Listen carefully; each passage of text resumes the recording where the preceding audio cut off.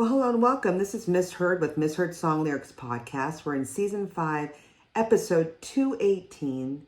I can't believe this, first ever Earth, Wind, and Fire Misheard Song Lyric. The misheard lyric is, something happened to our underwear, and yesterday was all we had. Many things can happen in anyone's underwear depending on what they eat. I'm just saying. So let's start. I love the song. It's After the Love Is Gone. After the love is gone. Obviously sung by Earth, Wind, and Fire, released back in 1979 on their ARC Columbia Records. The song reached, I'm not surprised, number 2 on the U.S. Billboard Hot 100, right behind the next My Sharona, and the U.S. Billboard Hot R&B Singles Chart number 4, and then on the UK Pop Singles Chart and number 3 on the U.S. Billboard Adult Contemporary Songs Chart. So they were all over the charts, usually in the top 5. Not surprised because it's a wonderful song. After the Love Is Gone has been certified gold in the U.S. by the RIAA and silver in the U.K. by their version of it called the BPI.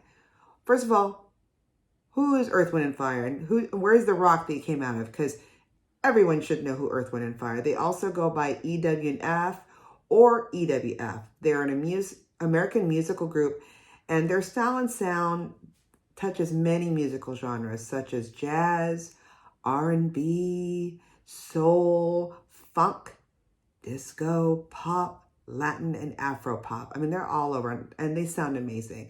I actually had the pleasure to see them for the first time in my whole life back in June 2022 when they were in the United States and they were performing at an amphitheater here, what we call the Northwest of the United States in Oregon. And they sounded like I remember when I would listen to them as a child on vinyl records, and they can still groove and sound amazing. They got everyone at the place dancing. I mean, it was from age, I saw babies that could hardly walk dancing all the way up to probably 90-year-olds. So their followers like me all span all the different eras and times. So obviously their music is timeless.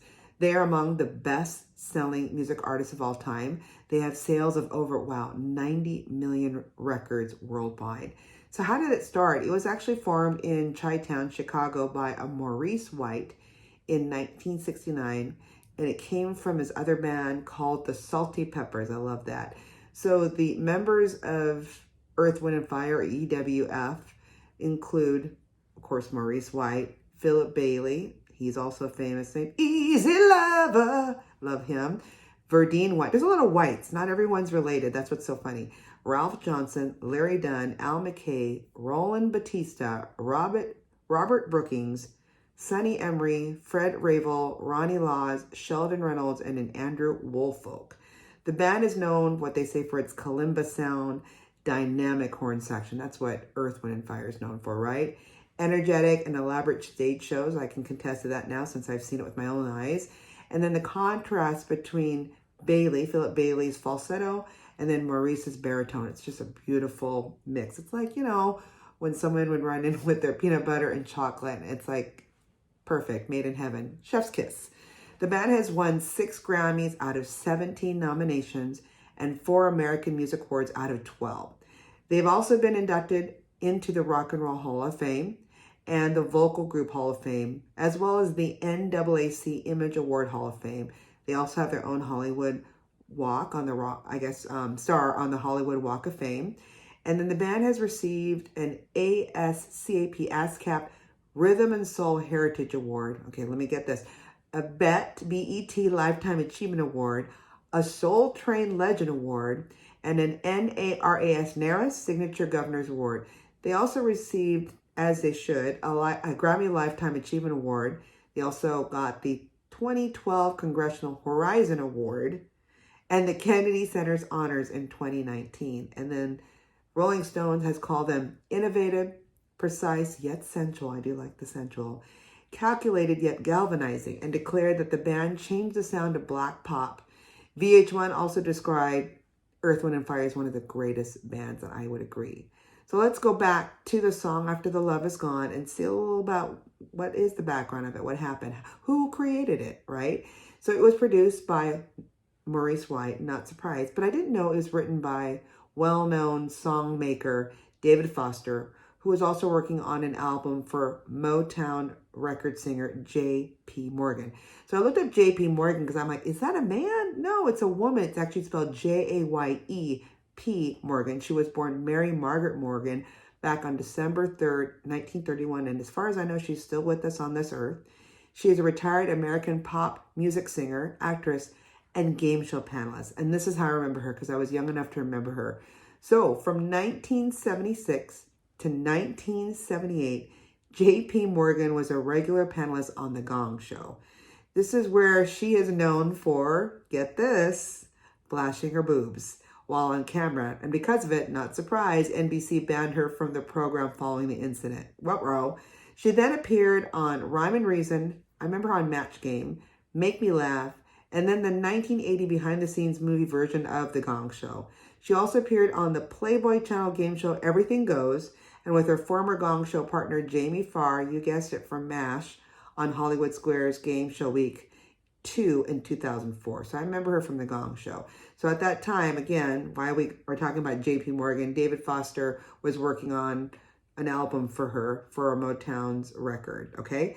The album was released in Japan and never took off in the U.S. So Foster later went to Motown to let the executives hear some of the material. Like, hey, I worked on this. What do you think? Foster and a gentleman by the name of Jay Graydon then asked a Bill Champlin to write lyrics to the music after Graydon had come up with an idea for the verse. At the time, so it says, Foster was producing Champlin's 1978 solo debut single for Full Moon Epic Records and was working with Earth, Wind & Fire around the time they were recording their album I Am. So he has his hands in everyone's buckets here, okay? David Foster. So then Foster and Graydon later told Champlin that the song would be removed from his album for inclusion on Earth, Wind & Fire's album, which Champlin allowed. Thank goodness, because here we go. What I didn't realize was, according to a former manager turned Sony Music Entertainment CEO, Tommy Mottola, you might have heard him, ex of Mariah Carey, Foster actually offered this song to Hall & Oates. Can you believe it? But they rejected it as they were only interested in performing their own material. I wonder if it would have done well if Hall & Oates did it. We will never know. But thanks to them rejecting it, it was now given to Earth, Wind & Fire. So Graydon commented about the song's background. Here's what he said. David and I also recorded a song for the Airplay album. But that was not a problem since the EWF, or Earth, Wind & Fire version, was released before the Airplay album. By the way, the Airplay version is the original version of the song with the verses in the key of A. The EWF version verses are in the key of F using a shotgun pivot chord halfway through the B section as to get in the proper key for the choruses. Note that the EWF version features the high harmony part in the choruses, which makes the listener think that this is the melody.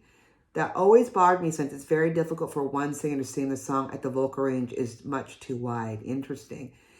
Earth, Wind & Fire bassist Verdon White called After the Love Is Gone one of the group's most difficult songs to record. Interesting. It says here, the track was based on a vibe. We cut about 6-7 times, and Maurice just said, no, it's not right yet. We'll come back and get it tomorrow. It's not right yet. And then one day we nailed it, and it was right. The way it felt, it sounded like Earth, Wind & Fire. Yeah, it did. I mean, when you hear this song, you know, it's one of the staples, right? So how did it do in the media at the time? Well, the song was heard on an episode of WKRP in Cincinnati. Remember that? Maybe those youngins that don't, just Google WKRP in Cincinnati. You'll know what I'm talking about. And you'll see a beautiful young Lonnie Anderson too. So when this song was played, it was a scene where the female staffer, Bailey Quarters, that was the character's name, was brooding over being stood up by a planned date with the morning drive DJ, Johnny Fever. Now, Johnny Fever, if you look him up, he was a fictional character on the American television sitcom WKRP in Cincinnati. He was also inspired by a skinny Bobby Harper, okay, who previously had been a DJ in Atlanta and on Cincinnati's top 40 station, WSAI. The character was portrayed by Howard Hesselman. Look him up because he is in a lot of different shows. I remember him in a show in the 80s called Head of the Class, who was the teacher. He's great. He's since passed, but he played Dr. Johnny Fever in WKRP in Cincinnati, which is where this song was played. Boy, I went through that rabbit hole, but we're back. Also, the Houston Rockets played this song for losses. That makes sense after the love is gone, okay? As with many other professional sports teams, including the Chicago White Sox, Philadelphia Phillies, and the Charlotte Hornets. Now you know. So now you know how well it did, who actually wrote it behind the scenes. Should have gone to Hall & Oates. That's a big aha for me, as well as where it was played with shows at the time, as well as some sports team used it for when after they lost. Oh, no.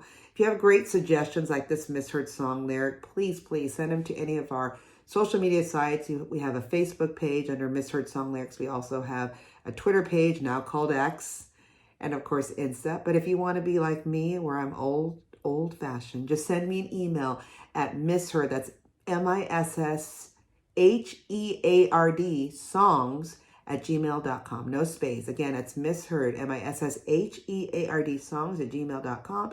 And we might be talking about your misheard song lyrics. So again, it's not about something happened in her underwear. It's something happened along the way. Till then, keep singing those songs wrong. Bye.